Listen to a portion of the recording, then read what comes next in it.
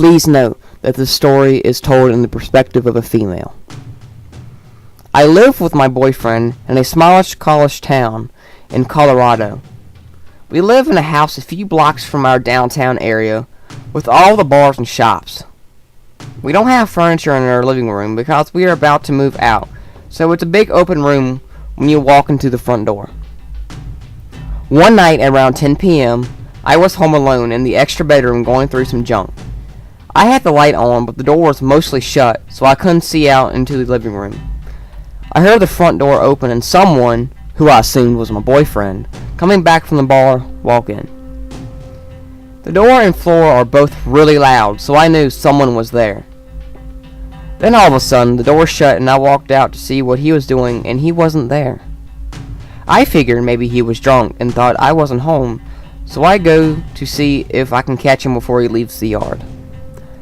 I turned the porch light on and opened the door, and at the end of my porch is some 40-ish-year-old guy just sitting there staring at me. I was in shock, so I couldn't get any words out. The guy just gets up and mutters sorry underneath his breath, then walks off the porch and back towards the sidewalk. I made sure that the front and back doors were locked myself and my cat in the bedroom with a kitchen knife, and texted my boyfriend. I ended up not calling the cops because I wasn't hurt, and the guy left, but what the hell was he doing walking into a random house? Always lock your doors before someone you don't want to meet lets themselves in.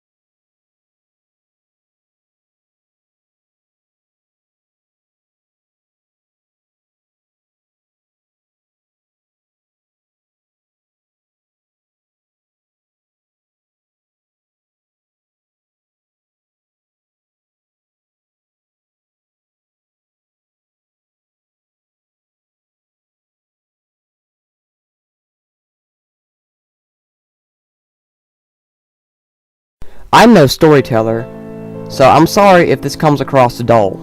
Also on mobile, so apologies for any formatting or autocorrect. When I was young, I used to play in the park at the top of my street. The park is literally closed off. You can only enter if you come via my street. I was there alone, making daisy chains. Now, with it being in view of my house and in the middle of summer, this was common as my parents and neighbors would keep an eye on me, thankfully. So, anyways, I'm sat attempting to make a daisy chain, and this random bloke walks out of a bush. You know that gif of Homer? Picture that but emerging. He was dressed in camouflage gear, which clearly worked as my 6-year-old self did not see him. Glasses, messy hair, and had binoculars. I can't remember exactly what I said, but something along the lines of, "Why are you in the bushes?" This man came right up to me frantic, saying he's been in the bushes bird watching but really needs a wee and needs me to take him to my house. Immediately stranger danger flagged in my head. He became more erratic, demanding I take him to my house so we can continue bird watching in peace. One of my neighbors noticed the exchange, and this guy tailed it. The whole street searched for him, and it was told the police, but they never found him. I often wonder if he was mentally ill, a predator, and just a guy who needed the bathroom bad. Either way, odd situation.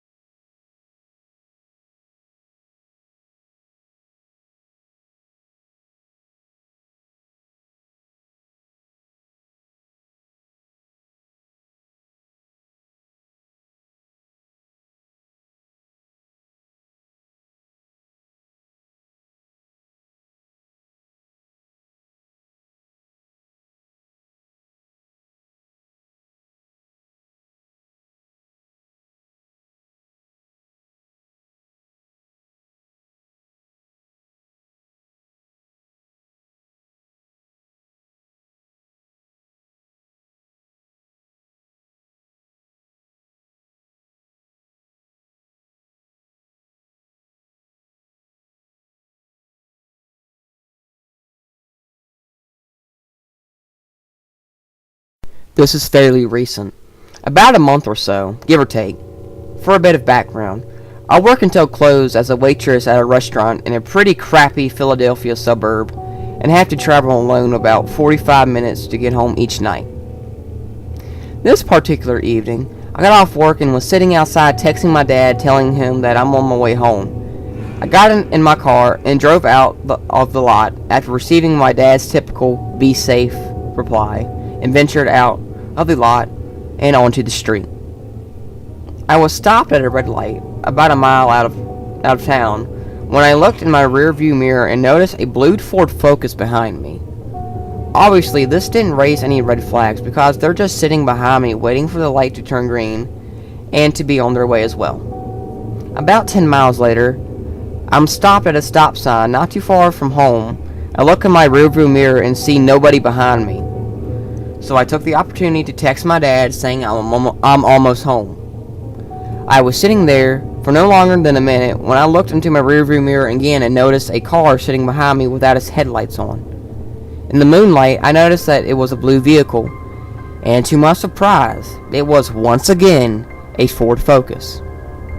I was curious if this was the same Ford Focus I saw earlier. I couldn't see anything through the Ford Focus's windshield and assumed they lived in this area. I drove through the intersection and kept going for about a minute and noticed that the Ford Focus was tailgating me without its headlights on. I felt anxious as hell and took a few turns to see if this person would follow me, and they did. Why the hell was this person following me? I drove into a housing development and once again, the Ford Focus followed me inside. I drove around the neighborhood and even circled around inside of a cul-de-sac, all the while still being followed by the Ford Focus. I tried to see if I could get this person in front of me and look at their license plate, but to no avail. The person driving turned on their high beams and followed me towards the neighborhood entrance/exit.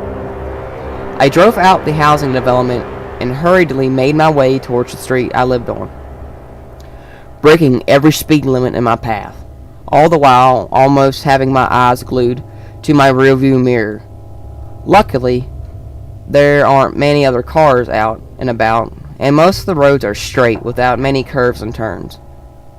I had to gain some distance from the Ford Focus, which still had its high beams on and that I could see through the darkness of the night, following me, but thankfully not as closely as before. I thought many times about reaching out for help, but I didn't want to risk getting into an accident because I'm distracted by my phone. I finally reached my street, turned off my headlights, pressed my garage door opener, and drove through my empty driveway and into my waiting almost fully open garage, and immediately pressed it again to shut it. I ran inside and peered out of my window and towards the street. I watched for only 10 seconds or so when I saw the Ford Focus drive by without its headlights on. I finally exhaled and thanked myself for being a great driver before running upstairs to wait until my dad would happen. He figured calling the police wouldn't be too much of a help, since the person is long gone and I don't have something credible and useful like a license plate number or physical description of the person. The next day, however, I asked my manager if she could review the camera footage from the previous evening. Unfortunately, there was no blue Ford Focus in any of the footage she looked through. She did, however, take the time to ask the other managers of nearby businesses if they would look through their security footage as well, but only 2 agreed to. Sadly, they didn't have anything new or useful to tell us after reviewing their own footage.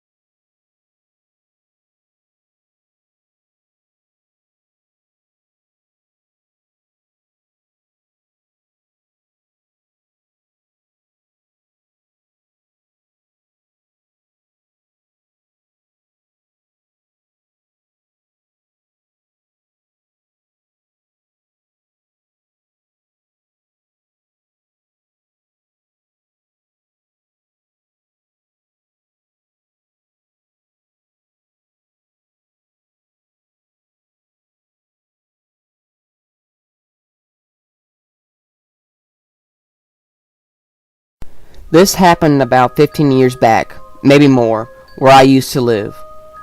About 10 p.m. every night, I would take my old dog Kane for a quick walk before bed. I lived in a long, dead-end street, but could walk through to the next road and back around the block. I can't run due to arthritis, but Kane was very protective of me, so I always felt safe with him.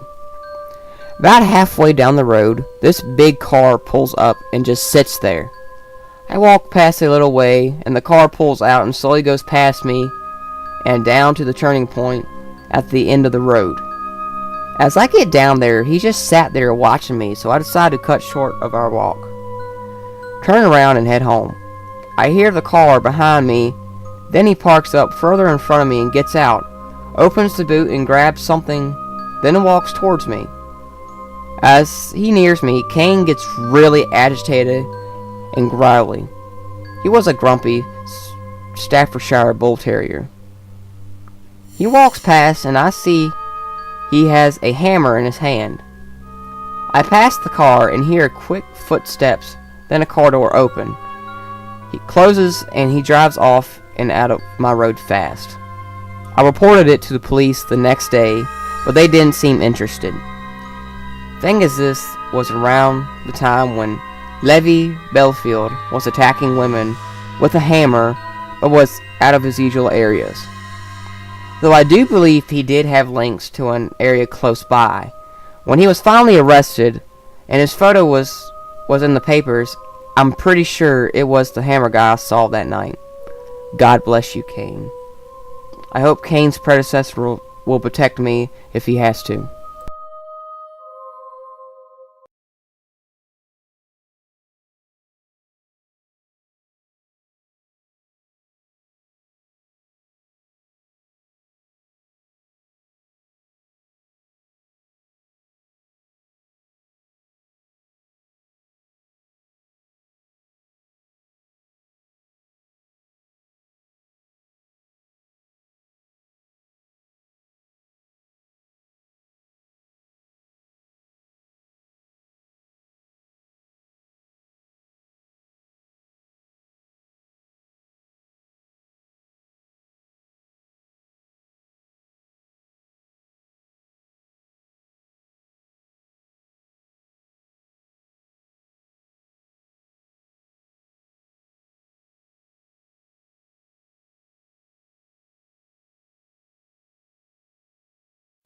Training was supposed to last 2 weeks, but my class was 5 weeks because the training manager was having a family crisis. This gave the class the opportunity to get to know each other better, except Denise. She did not display anything more than generally being polite. Trying to get to know everything about her was way too much work. I thought she just needed to make a friend first, and then she'd open up and talk to the other co-workers. I asked her out for the coffee place nearby, and she came along. That was the moment she latched on to me. I started noticing weird things about her instantly, like she refused to tell me how old she is, or the age of her sister. She claimed to have grown up in New York City, and had her own business, but would never tell me the name of her business. I was able to justify some of her oddities, like going by a different name at work than her birth name. Even when she gave the coffee shop a different name for her coffee. I changed my tune when we went to lunch together and ran into an old acquaintance of hers. This mystery woman referred to Denise by a name I didn't recognize. I was not introduced, which made me even more suspicious because Denise and I were getting coffee together every day for the past month, and did lunch once a week. I started thinking, what is up with this girl? I came to the conclusion she must be in witness protection. Seriously, that was the only logical explanation. Several months go by, and she was distancing herself from me and would not speak to anyone else at work. She earned the nickname Speedy because she would speed walk around the office and did all she did to remain invisible. She even removed her name from places around the office, like on her desk. Another co-worker, RJ, was a retired police officer, and he approached me about her. He seemed very concerned because she exhibited the behaviors of someone who was in an abusive relationship.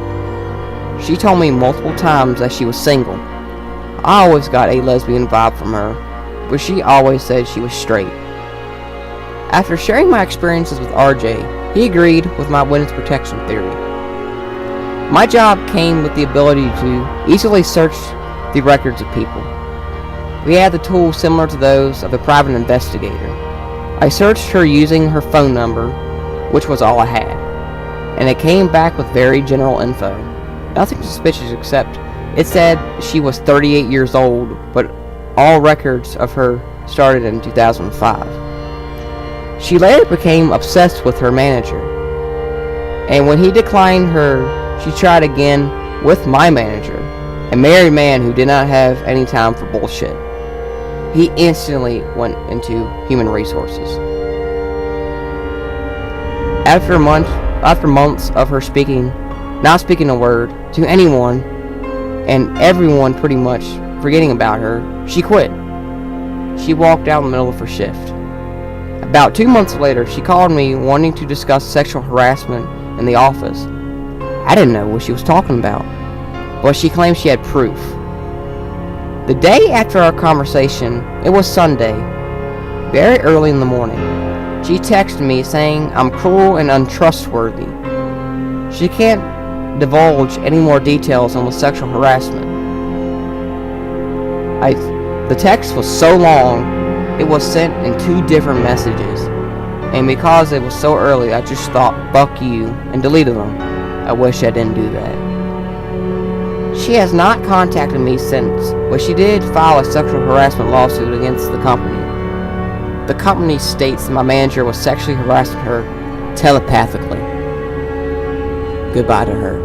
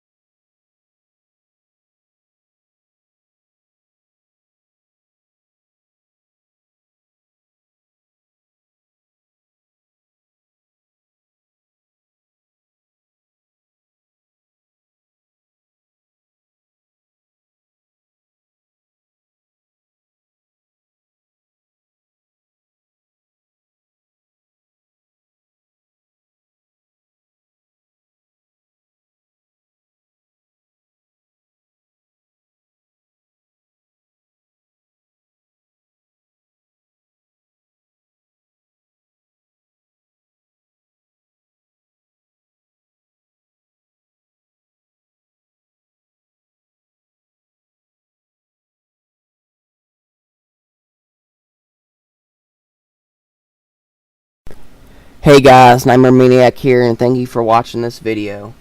It's kind of going to be a quick update where I've been, and just general everyday things. Unfortunately, my recording time will be skewered because I just recently started a new job that its shift is like 8 in the morning to 5 in the evening. So when I get home from work, I am really super exhausted. Like literally, I take naps every time I get home from work. It's just that exhausting. But I love my job. There's nothing to hate about it. I love it so much. I love it so much, honestly. I mean, I wish I started out with this job.